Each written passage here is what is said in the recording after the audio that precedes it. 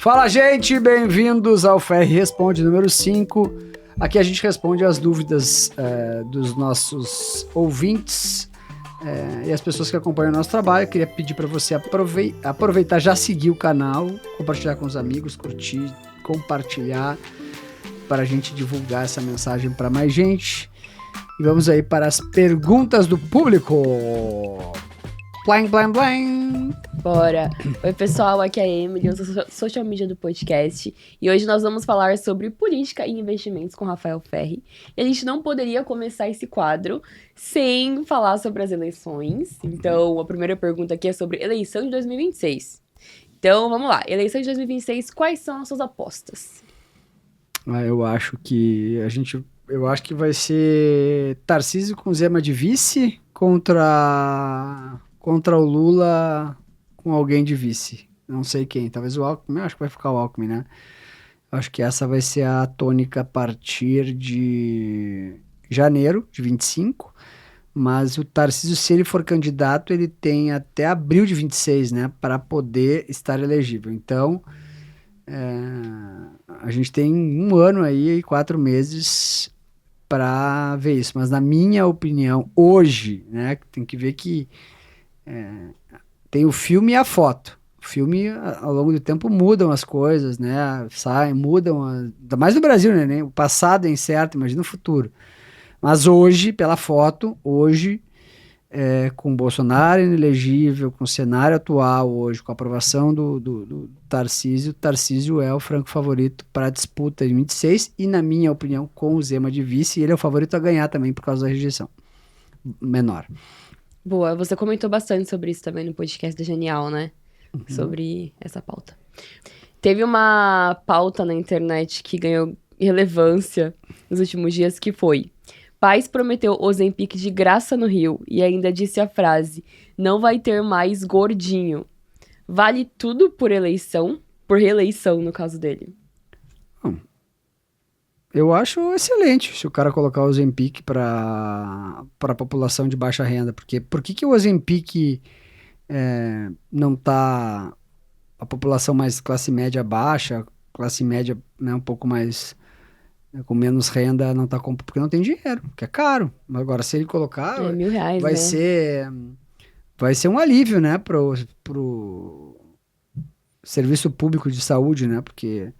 Obesidade é uma doença que custa muito caro para o Estado, né? E até no Brasil não é uma doença muito séria, é séria, mas não é nem perto do que é dos Estados Unidos. Nos Estados Unidos a grande parte da população é obesa, né? Ou do México, né? Do México também. Então, eu acho que obesidade é um problema de saúde pública. Não sou eu que estou falando isso, foi o Lula que disse, né?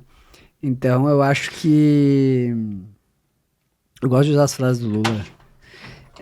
Eu acho que seria excelente se o governo pudesse subsidiar, mas em pouco tempo vai quebrar a fórmula, né, do Ozempic, e vai custar muito mais barato, né, que nem o Viagra. Então, vai quebrar a patente do Ozempic em pouco tempo, acho que falta um ano para quebrar a patente. Aí realmente, e tu sabe que o Ozempic, ele tá mudando demais as economias, né, europeia, até inclusive a Boeing tá economizando cerca de, eu não me lembro se é $50 milhões por mês ou por ano já, porque os aviões estão mais leves. Uau! Até a Boeing tá sendo beneficiada pelo Ozempic. Agora, tá ferrando, né, redes de restaurantes, McDonald's. Tem as contrapartidas, né? Exato, né. Então, mas eu acho que... a pessoa conseguir reduzir o peso, né? Acho bem... Prejudica bastante os restaurantes, né? Você já usou o Ozempic? Nunca usei. Eu nunca usei o Ozempic. Tem vontade de usar o Ozempic? Não tenho, porque eu não como muito. Eu consigo controlar a boca. O que eu acho mais chato mesmo é fazer exercício. É muito chato. É verdade. Conta pra galera, conta pra audiência, quanto tempo você tá sem comer doce? 7 semanas e 4 dias hoje, sem nenhum doce. Só como fruta, assim, né? Mas 7 semanas e 4 dias, sem doces. Você seguiu a risca o que o Pablo Marçal disse, né? Comedor de açúcar não temos aqui. Não como açúcar. Parei, né? Comi muito já. Na verdade, o problema do açúcar é que tu come um pouco de açúcar e aí tu tem mais vontade de comer açúcar e aí é um círculo vicioso absurdo, né, do açúcar. Toda vez que você Então, prova, você lembra o gosto, né? Isso é um problema. exato. 10 dias, 12 dias depois, às vezes eu tenho um pouco de vontade, eu compro uma barrinha de cereal, aquela sem açúcar e tal, já dá uma enganada, mas eu fiz umas 3, 4 vezes isso, mas muda bastante, assim, a tua percepção alimentar com zero doce, é diferente. Primeira vez na vida que eu fico tanto tempo sem comer doce. Parabéns. Eu estou admirada. Vamos então para a pauta investimentos. E a primeira pergunta é sobre o Banco Central. Qual que é o principal problema do Banco Central hoje? Eu acho que o problema do Banco Central é que o presidente do Banco Central, ele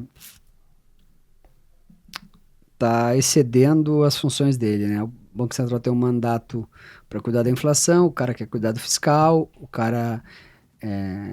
As palavras de um presidente do Banco Central, elas influenciam negativamente ou positivamente o mercado e todas as declarações do Roberto Campos são negativas nos últimos 4 anos.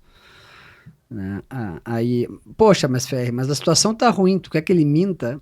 Eu falo, não, eu quero que ele fale a verdade. Agora, no momento em que o próprio presidente do Banco Central questiona se os dados que o governo soltou estão fraudados ou não, a única coisa que o cara consegue com uma atitude dessa é criar o caos no mercado financeiro. Dólar para cima, bolsa para baixo, juros descontrolados. Se a intenção do Banco Central é estabilizar o mercado e dar credibilidade para o mercado, como que o cara atua dessa forma? E não é de hoje, isso é recorrente o cara fazer. Imagina se o Banco Central americano, se o presidente do Banco Central americano fizesse a seguinte declaração: olha, gente, os Estados Unidos está com um problema fiscal grave, a gente precisa resolver isso imediatamente. E fala isso, colapsa a economia americana na hora. Né? Seria um negócio absurdo de se pensar. Talvez o cara fosse, sei lá, assassinado, matavam ele. O Roberto Campos faz isso diariamente aqui, desestabilizando o mercado. Então, a postura do cara eu acho muito ruim, muito errada.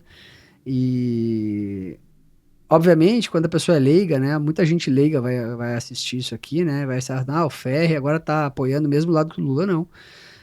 Quando o cara desestabiliza a economia, ele prejudica todos os empresários. Porque o juro sobe, o dólar sobe, as pessoas ficam com menos confiança para investir, porque está acontecendo um cenário caótico na economia. Então ele prejudica o Brasil, os investidores, os empresários. E não prejudica pouco, ele prejudica muito. O nível de responsabilidade é absurdo. Então a pessoa que chega aqui, o Ferri está fazendo isso. Cara, não é minha opinião, é a opinião dos caras mais fodas do mercado, mais pica. Quem entende mesmo tem a mesmíssima opinião que eu. Então, se tu tem uma opinião divergente, significa que tu não sabe porra nenhuma de economia nem de mercado. Você acredita que Galípolo terá um desempenho superior ao do Roberto Campos, Neto, como presidente do Banco Central? Eu acho que o Gabriel, inclusive a gente convidou o Gabriel para vir aqui, eu acho que ele é jovem, né? Ele vem? Acho que ele vem. E tem muitos desafios pela frente, né?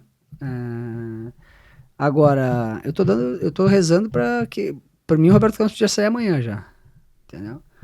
Porque ter uma pessoa para fazer declaração negativa e ficar tocando o terror, o caos, para prejudicar o câmbio e, né? Quando o cara levanta suspeitas, né? Tipo, muita gente tá dizendo que tu é corno. Muita gente tá dizendo que não sei o quê.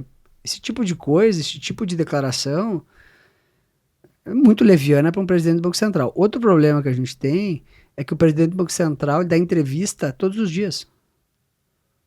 Qual seria o ideal? O ideal seria ele falar só em eventos do Banco Central. Ele é papagaio de pirata? Papagaio de pirata fala todo dia. Todos os dias o cara dá uma entrevista com declarações que não são... Uma não conversa com a outra. Então, isso tu cria uma estabilidade no mercado. Para quem trabalha no mercado é muito ruim. Entendeu? É assim... Eu tô rezando pra esse cara sair. Por mim, podia sair amanhã. Tá. Mudando um pouquinho de assunto agora, você já comentou aqui sobre o seu apoio ao Tarcísio. E no podcast do Genial também que você fez essa semana, você comentou sobre se o Tarcísio assumir a presidência em 2026, o dólar cai para 4. Quais fatores exatamente? Não falei que se o Tarcísio assumir, ele cai para 4. Eu perguntei para os entrevistadores quanto entraria de recurso no Brasil caso o Tarcísio fosse presidente. Né? Eu disse que ele fechou, como ministro da Infraestrutura, 1 trilhão em investimentos no Brasil em 10 anos. Contratou. Como governador do estado de São Paulo... Alô, Tarcísio! Alô, Secretaria de Comunicação do Governo de São Paulo! Vocês já captaram 400 bilhões em 2 anos e ninguém sabe, pai. Tem que divulgar, papai. Então, como ministro da Infraestrutura e como governador do estado de São Paulo, Tarcísio já captou de investimentos 1 trilhão e 400 bilhões. Imagina quanto dinheiro entraria no Brasil. O gringo manda dólar, entra no Banco Central, ele vende o dólar e converte por real, recebe real. Quanto dinheiro entra... E aí entra mais dólar do que sai, cai o preço. Quanto entraria de dinheiro no Brasil caso o Tarcísio fosse eleito? Eu chuto um número aqui. Ao longo de 4 anos, uns 20, 30 trilhões de dólares. Tá aí o convite pro Tarcísio vir aqui participar do podcast e falar. Ele já falou aqui no Zap que vem e tal. Eu tô esperando passar o primeiro turno aqui depois ele precisa falar sobre essas informações. Perfeito. Tá bom, vamos mudar agora um pouco novamente e vamos falar de site de apostas. Então, o Haddad falou que 700 sites de apostas irregulares serão banidos em outubro. Visto que o governo não consegue controlar os gastos públicos, será realmente eficaz ou apenas incentivará o surgimento de plataformas ilegais alternativas? Eu vou corrigir. O governo conseguiria, ele não quer controlar os gastos públicos, reduzir os gastos públicos, tá? Sobre os sites, não são 600, são 2.000 sites regulares que fazem 60% do volume de apostas no Brasil. 60%, 70%, 2.000 sites. 2.000. Eu diria que consegue, porque eles tiraram o X do ar. Se eles tiraram o X do ar, eles tiram as plataformas de apostas. Inclusive, o maior dono de uma empresa de apostas no Brasil me mandou. Duvido que eles consigam tirar. Ele acabou de me dizer isso no WhatsApp. Eu acho que conseguem. Tiraram o X do ar, tiram os sites de apostas. Eu acho. Ainda mais porque são 2.000 irregulares, né? Exato. Fica mais fácil. E essa medida é mais uma tentativa do governo de aumentar a arrecadação de impostos ou realmente visa proteger os consumidores brasileiros? Muitos desses sites são irregulares, né? São ilegais e não geram receita nem impostos para o Brasil, né? Então, essa medida visa proteger mesmo a população mais humilde, mais simples, que não tem conhecimento, né? E acaba se viciando nesses sites de apostas ilegais. Tá. E vamos para a última pergunta. E é sobre papéis. Então aqui você prefere hoje Pets ou Pão de Açúcar e por quê? Pets ou Pão de Açúcar? Cara, para 60 dias Pets, para 6 meses Pão de Açúcar. Porque eu acho que a Pets, ela vai soltar um balanço muito bom no terceiro trimestre. Todo o varejo foi bem no terceiro trimestre, né? E ela vai pagar um bom dividendo e ela tá entrando com aprovação no CAD. Então, os próximos 30, 60 dias são bem positivos para Pets. E o Pão de Açúcar está no processo de vender a participação do Cassino. E aí pode ficar lateral nessa faixa dos R$3 esses próximos 30 dias, mas depois eu acho que vai embora, decola. Então, inclusive, CEO da Pets em breve por aqui, né? Sérgio Zimmermann no podcast Café com Ferre, agora no próximo mês. Exato. Bom, essas foram as perguntas do Ferre Responde. Você tem alguma coisa para acrescentar? Sigam o canal, compartilhem com os amigos, deem like. Aguardo vocês no próximo Ferre Responde. Um beijo a todos. Obrigado, Emily. Um abraço. Obrigado, time.